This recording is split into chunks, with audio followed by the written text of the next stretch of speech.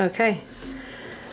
Hello and welcome to the Forging Better Humans podcast. I am Isabelle Reynolds, and here you've probably seen her from another episode, our head coach, Kaitie Narodka. Here she is. I'm usually behind the camera, so I'm kind of sneaking in to do this with her because what I'd like to talk about today is pregnancy and fitness, which is something that we have both done. Mm-hmm. So, Kaitie, tell everybody where you are in your journey right now. Okay. So, I am 2 years and 2 months technically postpartum from my first son, Luca. And now I am currently 29 weeks in pregnancy with my second son, Bennett. And definitely, either I don't remember what pregnancy was like the first time, but I do feel there's certain things like my nausea and stuff was very similar. I felt better when I was moving. But it's definitely, you can tell the muscles are looser, like everything you hear, the ligaments, your body just knows what to do the second time around. So it remembers. Yeah. If you don't, your body does. And so I think that's been like, I tend to catastrophize sometimes a little bit, and I will thinking the worst is happening to me. And so I've just been trying to really just pay attention on what feels good and what doesn't, pull back or rest as needed. It's definitely different when you have a toddler and you're not just taking care of yourself. You're not getting as much rest. Lucas still doesn't sleep through the night, so I know my recovery's a little probably not as good, but it's been very similar. Just I'm just feeling definitely, I guess, more uncomfortable than I thought earlier. Would you say, okay, so you're feeling more uncomfortable earlier than you felt uncomfortable last time. So for my experience, I didn't have any different symptoms with any pregnancies, but I did have, the onset was earlier. Mm-hmm. And so, for example, running became uncomfortable each pregnancy at an earlier date for me. And the more pregnancies I had, the more comfortable I became with saying like, no, I'm good. If it's uncomfortable, I'm not doing it. When before I would try and like hold on to some movements and some classes and some things that I would normally do, just because I wanted to maintain that pre-pregnancy athlete, gym member ideology. And I really had to, and I know I told you this story earlier when we were talking about doing this podcast today, but I was pregnant with my first kid, and I was late. I was maybe like 30 weeks or something like that, and I wanted to get a good workout, so I came to the gym and I was like, what can I do? I can do wall balls. And so I did Karen, and I did it in it took me forever to do it, which was fine. And I did a little video for Instagram, and I looked at my phone, and because I was like, oh, this is great, look at me, super pregnant, still working out, still killing it. The next day, my pelvis was devastated. Doing 150 wall balls with 14 pounds when you have 20 pounds in front of your body is not good, right, for your pelvic floor. Well, you think about you have all that internal pressure going outwards, downwards, so you can't, and it's something I have to remind myself too, because I feel like I can do 25 pounds, 30 pound kettlebells or dumbbells, and then I go and do something and either I start feeling weird, uncomfortable, something happened, 10 minutes later or the next day like you did. And it's just it's hard to remind yourself, especially when you have that workout mindset, like to push through it, and the CrossFit mindset, really, to be uncomfortable and to get comfortable with being uncomfortable, that this is not the same. Your anatomy is not the same. And so the muscles that you normally depend on to support you are not working the same, if really working at all at this point, depending, you know, in the way that you want to be able to, like I said, support you in your movements. So yeah, it's a mind. Fuck. Can I say that? You can say. Have you listened to any of the other episodes of the yes, podcast? You're right. Of course you can say it. It is. I mean, because you want to keep going, and then you have to remember, I'm growing a human. I can't do this. Yeah, and so that's when modify, right? You know. And I think that instance with me really changed my perspective on navigating fitness during pregnancy, during postpartum, during injury also. And I know Ted, we just posted his podcast on navigating injury is one of them, but like any event that you're like, oh, sorry, can't do the thing that I want to do because this thing's coming up, holidays, emergencies, injuries. And pregnancy and birth is a very traumatic experience, and so I always tell women that are part of our community, you know, they say, how soon can I come back? Or they haven't had their baby yet, but how soon can I come back? And I say, come back as soon as you can. And as soon as you can is going to be different for everybody. But I guess the guideline is generally 6 weeks where you get cleared for exercise. But I want them coming in before that. I want them coming in to talk to the coaches, to see their friends that they normally work out with. Maybe they come here and they see everybody and they say hi, and then they go for a walk with their baby, or they come here and they sit on the rower and do super low impact, or just like use the assault bike to just move for 30 minutes. I want them here, and I want them in the community. They don't need to be sequestering themselves at home by themselves. And, you know, they worked out maybe a week before they had the baby, and then they're just supposed to take like almost 2 months off of everything. And I think that there's value in just, you know, stepping foot in the door. It keeps you in the routine. It keeps you connected, especially when there's so many hormonal changes going on after you have a baby. You're not sleeping, you're usually staying home, and maybe people, like, they're not visiting you anymore, or you don't have the support network that you might need. At least you can come in here and see some familiar faces.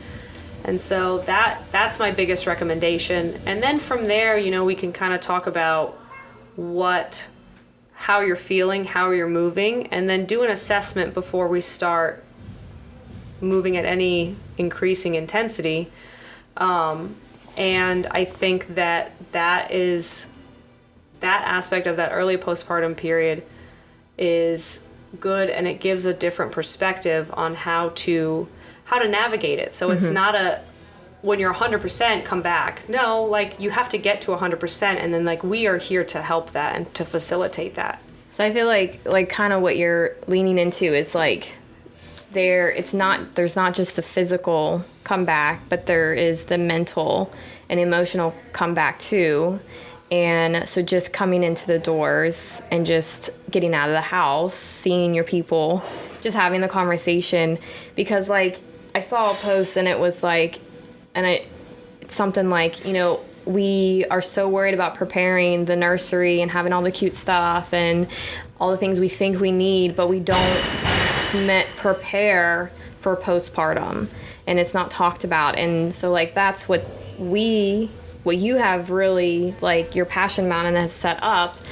And, you know, come in and talk to us even before, and then, you know, afterwards, just come in and for your mental health and emotional health first, and then sit down with one of us and plan the physical side of it, the comeback afterwards.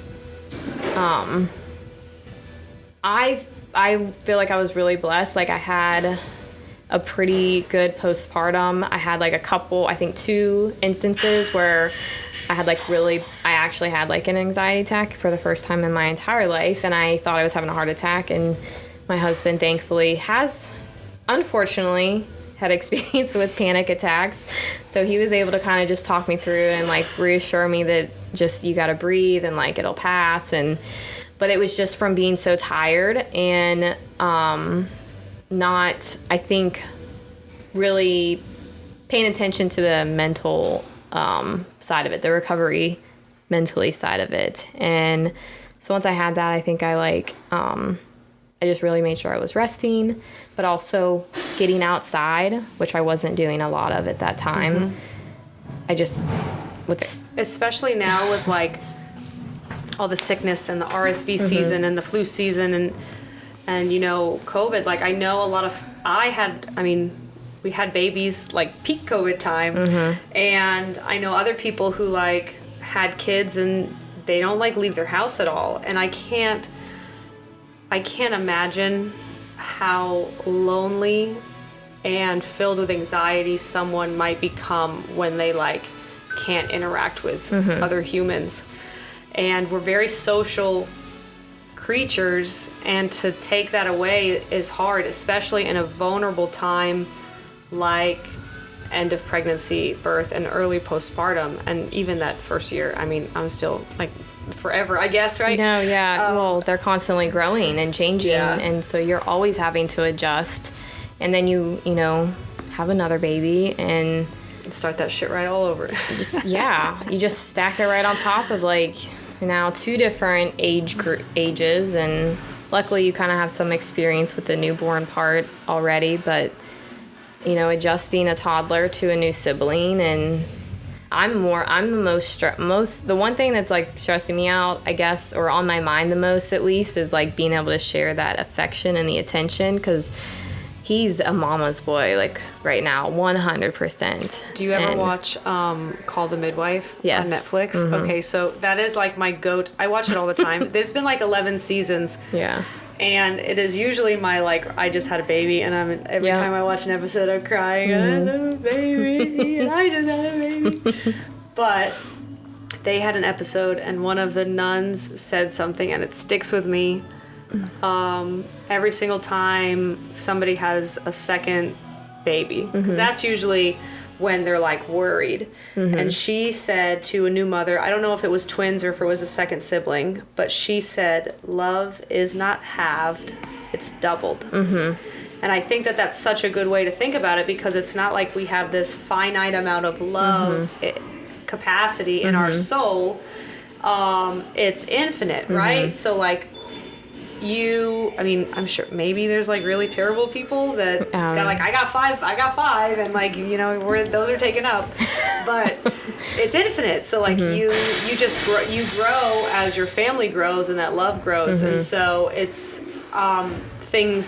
there is a finite amount of time in a day. So that's one thing that is a challenge, is trying to fit everything into that day, but how you feel is not. Yeah. Luke is not. Nothing's going to be taken away. I mean, he might feel, because it's all perspective to him, right? Because he's 2, and and he's just squirrely. Used, like, if he calls for mama, like mama comes. But if mommy's with other baby and he's mm-hmm. like not a fan, but most people here have like been really just. The advice is like just include him as much as possible, like make him feel included, and not that he's being pushed to the side because of this new baby. So that's helpful. And just trying to come asking for more help, which is really hard for me to do, and I feel like that's probably pretty common with most women. Mom only can do it best, and you have a certain way that you need to organize and do things to make the day go smoothly as possible. And I love my husband, but he just, like, we have very different styles and, ways that what we consider clean and tidy. And, and, he does things with Luca his way, and that's totally fine because it works. But, I feel like it's just things on my mind, like, well, when I have 2, like, how am I going to do this bedtime routine? And, like, what am I going to have Nick do? And I want to do it all. Like, I do. I want that time with my babies. I don't want to share it. Like, I'm going to be honest. Maybe that's the thing. Maybe that's where it is. But it's like, that little bit of like me wanting that like hurts me too sometimes because I'm so tired. Yeah, because there is like there's only 24 hours. And I know we all have the same amount of hours as Beyonce, but like, but we all have like a cup that gets emptied, you know, and I think that's just knowing how big is your cup, how full is it, and where is the point where you're like, okay, it's time to like, I need to have it refilled. Yeah, so somebody sent me a TikTok, and I hate admitting to this, but I get a lot of my, not a lot of my thoughts, but a lot of my like, that made me think. Moments, yeah. Yeah, and people send stuff and they're sharing information and stuff like that, so I found it online. I'll take away the TikTok word, but I found it online, and she was talking about how like, you fill up your cup with massages and lunch with the kids and all this superficial self-care stuff that is really popular because it's commoditized. But maybe your cup is made from Swiss cheese because like you're not actually doing like the hard work. Like, you can go and eat lunch with your friends every single day, but if you're only sleeping 2 hours a night, that's not gonna mean jack shit. Yeah. So I think understanding from a deeper level, like what do you need to do so you can be the most productive mother, wife, coach, person, woman, and then working on those instead of like sticking these like 2022 like self-care band-aids. Well, I like, think you made the extra journal's not gonna fix it. I mean, I might think that, and maybe a new set of pens, maybe. Makes you feel good for a couple days. Well, and you know, I think you've mentioned it to me before, but also, a shower is not self-care. You know, that's a daily brushing your teeth, taking a shower, like that's stuff that you should be showering every day. And you know, if you can't ask, I feel like your spouse or someone close to you to be like, hey, can you watch the baby so I can take a 15-minute shower and just feel clean? Like, you need to probably like have a sit down with your significant other and be like, hey man, you get to shower every day, twice a day. Like, I see these posts of women that are like, I haven't showered in 4 days. Girl, put that baby in their tub. That's yuck. I mean, I did that a couple times. I put him in his little tub and like the shower was like kind of running over him and I showered while he just sat in his little bathtub. I've even put him in his little carrier and he had the shower door cracked. Like, they'll be fine for 10 minutes. I think it's just making those things, like, that's a priority. That is like something for your I mean, I feel better after a shower, so maybe it is partially mental health and like self-care. But you know, like, I just don't want people to think like, if you like, there is more to it. Like, those things are like basics, and I don't know. Do you know what I'm trying to say? Like, yeah, I feel like, and I think that we can full circle this back into fitness. So if you are not taking care of yourself because you're just like throwing all of your energy into your family, which, your family might not say every day, oh, thank you so much for doing all this stuff for me. But you're not prioritizing yourself. You're not even that you have to be at the top, but you're not even up there with everybody else. Like, everybody else is kind of here, and then you're like baby on the floor or on the ground and, you know, by the dirt because you haven't showered in 4 days. But I can say the same thing with health and fitness, or health and wellness, and eating, and so like, if before family or before pregnancy you felt your best working out 3, 4, 5 times a week, hanging out with your friends during the workout, having a good time, being competitive, getting a really good workout, getting stronger, and then you have a baby and you're like, oh, well, now it's the baby, and then you just let your body and mind and life kind of get pushed down, then you are that Swiss cheese cup. Because you're not fixing the vessel to take care of everybody else. And I can't stress enough that taking control of yourself and the few things that you can actually control. So you can control what you eat, 100%. Nobody's going to make you eat anything. You control what you eat, how much you eat, whether you drink alcohol, whether you don't drink alcohol, whether you drink enough water. Like, that's all stuff that you can control. And you can change a lot how you feel by just those couple things. Yep. Food and water. Yep. And exercise, movement, going for a walk, being outside, like outside. In the sun. Yeah. I am doing a lot more outside, like I'm doing some outside yard work and walking a lot more with my kids and by myself. And I didn't realize how little time I was spending outside and how nice it is. Yeah. It's really nice to just be outside. No, I mean, I find myself, like, weekends, like, I have to really... It definitely helps having a little one that wants to be outside, because I think you just get so, like, there's so much going on during the week that, like, I just very easily can become a hermit on the weekends. You just gotta you got stuff to do, you gotta prepare, you gotta get stuff ready, you gotta clean from last week. Yeah, clean up from the week before, or there's work that I'm catching up on, because I procrastinate a lot. And so I need to sit in front of my laptop, but it's easy to forget to, like, how beneficial, being the fresh air and the sunlight is for you. So that's definitely something I've been really trying to do. If anything, just go out and do a walk with Luca and my dog, and I feel like it helps. It's helped me at least feel like I'm doing something a little active. Yeah, it's not Maybe nothing. Do some squats every couple steps. But going for a walk is not nothing. And I think that it's really important to, like, give yourself these non-negotiables, like this contract with yourself that you're like, I'm going to do this for myself because I know it's going to make me feel better after I do it. It's going to make me feel better in the long run. It's going to be better for my physical health, for my mental health. And then commit to that and make sure everybody in your family knows what you're going to do, and that you don't just, like, walk out of your house and not tell anybody that you're leaving. But that it's so important, and it'll bring you back into the community. It'll make you feel better, and it'll make you feel like you want to get out. And I wish more people realized that they don't have to sacrifice everything for everybody else.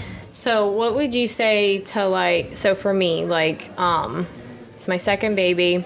What are, like, maybe the top, so number one is, like, maybe in a few weeks or a couple weeks, like, I feel okay, get myself in the gym and just, like, come hang out on a Friday night or something. We have a little thing going on. And then,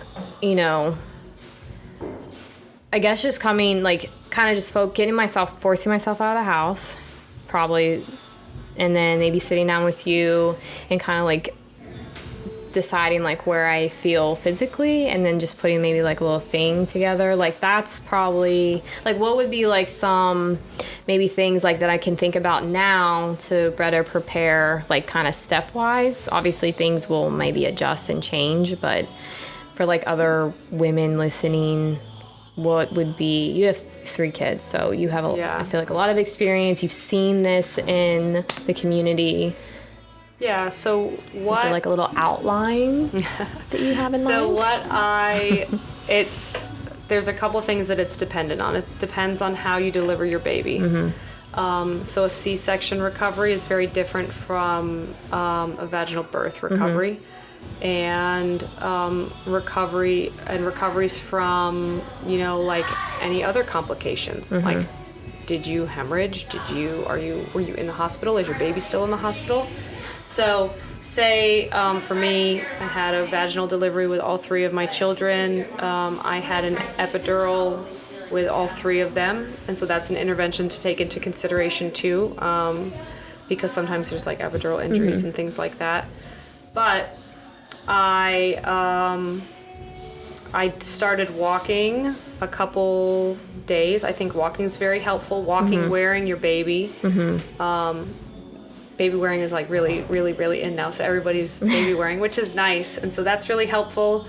And then I tell women to be mindful how they're picking things up at home. Okay. So if you are fitness minded or CrossFit minded, or you've been a member at the gym before, and then you're like, well, what can I do at home? And I say, well, for the first week, why don't you just look at picking up the car carrier and putting it in the car as a movement. So make sure that you have that brace back, that neutral spine. You're not hunched over, pulling with your back. Try and use good movement in these, because think about it. I mean, carriers are heavy as fuck. Babies weigh, like 8 to 10 pounds, depending on how old they are.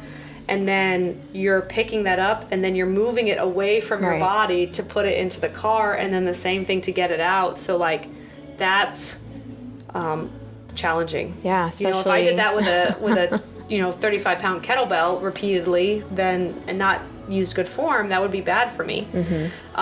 So that's good. Say, hey, focus on moving with good movement patterns with things that you're already doing. This sun is right. I'm gonna adjust myself a little bit. It is high noon. It got much hotter. Yeah, 3. Yeah. I thought I was just nervous from doing the podcast. My face is right on. Maybe I'll get a little tan.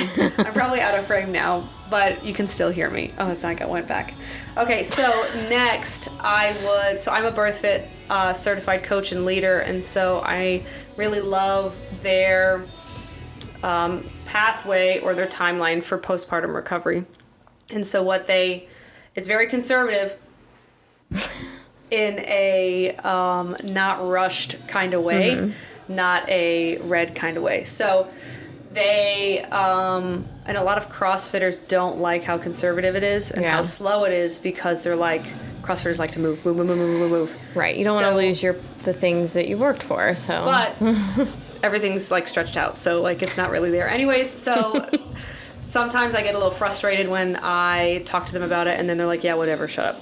So I find an incredible value in slowing down, and it's almost like you have an opportunity to reset any kind of technical errors that you have developed in your movement patterns previously, because you have to rebuild your core from scratch. You have to rebuild your pelvic floor from scratch. You probably are not doing a lot of gymnastic stuff because like you gained on average 15 to 25 pounds of weight, and so that can be, you're probably not going to get that much stronger like with the pace of your weight gain either. So I gotta move again. Oh my god, Kaitie, where am I going? There's no more room. Okay. Maybe, is it shifting? I don't know. Yeah. No. Okay. Here I am in the back of the office. Okay, so shit. What was I talking about? Just retraining and retraining. Yes. So giving yourself that reset. Breath work is incredibly important. So your diaphragm gets scooched up really, really far, and everything, all of those organs have to kind of settle down again. So you have to kind of retrain your body how to breathe appropriately. And there are lots of resources online. There are for diaphragmatic breaths that will be really helpful. You can do that while you're standing. You can do it in different positions. It'll all be helpful. And then I think you get cleared by your doctor at 6 weeks, or your midwife or something like that. Hopefully you've stopped bleeding. And I recommend coming into class. And I think that we have the resources here at Iron Legion to train somebody that is very early postpartum, like 6 weeks, because just like somebody who had a rotator cuff surgery or had a knee replacement, their workout's going to look totally different. Right. But we want them moving, and we want them moving with a coach. We don't want them just like buying some book online, following some app. Following somebody who's gonna like let you get your pre-pregnancy body back, and then you are starving yourself and you're moving poorly, and then you come back to the gym and you feel like shit, and then you're like, I don't know what happened. Well, it's because you weren't working with a real coach, and you weren't using this time wisely to reset. So I say work on similar movement patterns at home wisely. Work on breathing. then come in after you get cleared from the doctor, come in, do an assessment with a coach too. Yeah. Do some movements, not in a class, make sure See how it range feels. of motion feels. And then come to class with the idea that you're going to modify everything probably for at least 4 to 6 months. And then it's slow strength building. I mean, this postpartum period of rebuilding will take a year. I was gonna say, they say a year, really, to really probably start to, and that's probably about when I started feeling like I could increasing the intensity, whether that was like load. And I didn't even do nearly as much rehab as you did. I'm definitely gonna do something that much. That's definitely my focus this time, is doing more breath work, because it's your body feels very foreign. Like you've had this literal little space, you know, this weight and space. Your muscles probably don't really, like your mind and body connection is off. So that breath work is retraining that, like breathing in, breathing out, and your body's like the mind, and they're connecting and reconnecting again. So, but yeah, I mean, I would say I definitely just, I think like my little mental rule of thumb, if it felt good, I would do it. If not, but like, I think just doing more intentional rehabbing this time is my goal. And seeing a pelvic floor specialist. I feel like my nutrition was relatively good, but definitely just making sure that I'm getting lots of fruits and vegetables, lots of like antioxidants, stuff that's going to help with the recovery and inflammation and healing and things like that. And lots of water. Lots so of bad water. with water. Water is magic. It's the secret to life, probably. Yeah, I mean, it seems kind of overwhelming, like all this stuff that we're talking about, but it's simple, really though. simple. And that's why, like, having the resources here, like, we are speaking from experience, so we're not just like going from some textbooks. Like, you know, we can make adjustments because we've had it with you, because we've made adjustments with ourselves. And so just coming in back in and not, you know, just kind of being humble and kind of ready to be coached in a different way, and giving yourself a lot of grace, a lot of grace and a lot of patience too. And just go with the flow, enjoy your baby, enjoy this experience that you're going through. And know, like Karen, probably one of the best things I've heard is you have your entire life to be as fit as you want. This period is a time for to just learn and like adapt to this transition you're going to go through, this new person. Yes, there's hobbies and things that were a part of your pre-motherhood, but you were transforming into this new person, this new role. And so just being, I think, very graceful with yourself in getting back to the things you want to do, but knowing that they're going to look a little different.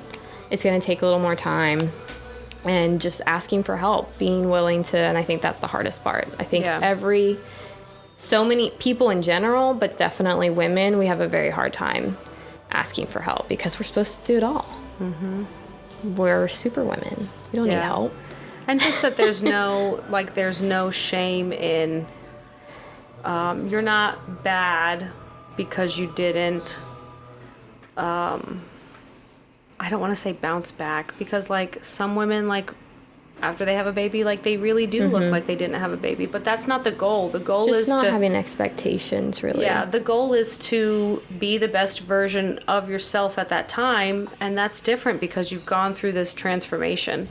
So, you know, I have been at different stages of my fitness each time and each in-between time, and my perspective on fitness has changed each time. And I think I've only gained a healthier relationship with nutrition and fitness the more times I've had to kind of step back and get a little bit more humble and kind of surrender to the process and really play the long game. Yeah.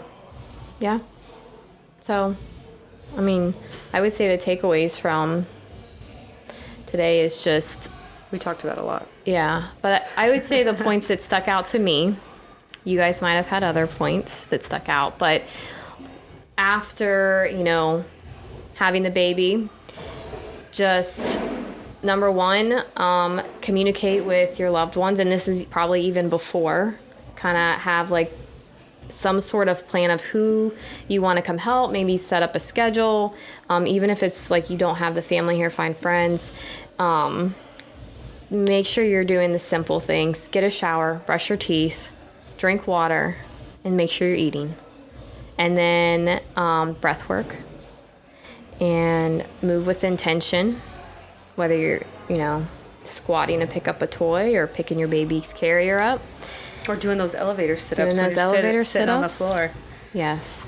And then once you're cleared to work out, just get into the gym. Get in the gym, get with a coach, and just establish kind of a game plan with them. If you like having like something kind of laid out, but just get moving, get outside, and don't think that you're alone. You're not the only one. Whatever you are experiencing, you are not the first. So be, I guess, brave enough to have conversations with the women coaches here that are have the background and the experience, and just take advantage of it. So I don't know if I broke it down into points, but hopefully it cleared up a little bit. I think that was good. Good job, Kaitie. Nice podcast. This is way longer than any of Ted's podcasts. So that means it's way better. Cooler. Yeah. All right, guys. Thanks for tuning in. I know we talked a lot about like coaches here at Iron Legion, but there are other coaches like us out there. So you can go to birthfit.com and look for or through their coach directory, and there might be a coach or leader in your area.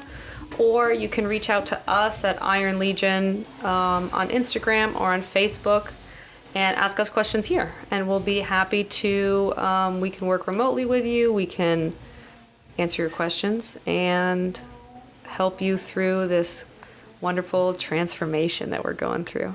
Yeah. All right. Thanks, guys. Thank you.